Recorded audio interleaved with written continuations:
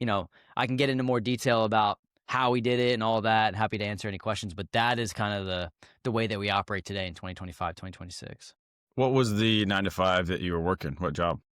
So I started out, I'm a basketball guy by my heart. I coached for the last 10 years. This is actually the first year I haven't coached.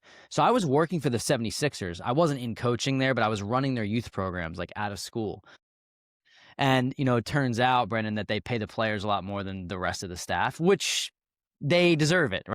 My, my boss, who is still a great friend of mine and mentor to this day, he told me, I can't really pay you too much more, dude, but what I can do is I can recommend that you buy a 5-bedroom house and live in one of the bedrooms and rent out the other 4 bedrooms so that you can save money. Bought a 3-bed, 2-bath, lived in one of the bedrooms, rented out the other 2 bedrooms. So I went from paying $1,000 a month in rent to living for free.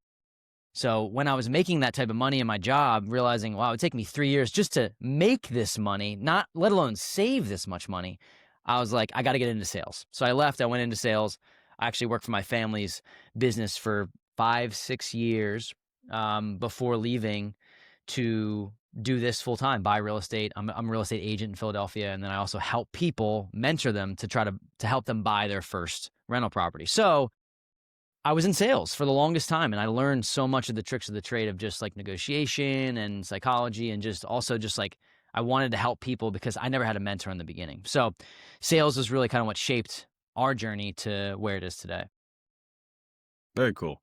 So if you're put yourself in the listener's shoes, and let's say someone's got a 9 to 5 job, and we'll get into maybe the details of what's required of that 9 to 5 job, but like how would you go from point A to point B, working a 9 to 5 to buying your first rental property? Because it sounds like there's a couple strategies there. I know you can just go get a bank loan if you have a 9 to 5, but like you said, you can also live in it, and what type of property. So once we started to share our story, we started to have conversations with more people. I always tell people it's so much easier to buy your second deal than to buy your first because you just learn the game. And your first deal doesn't need to be a home run.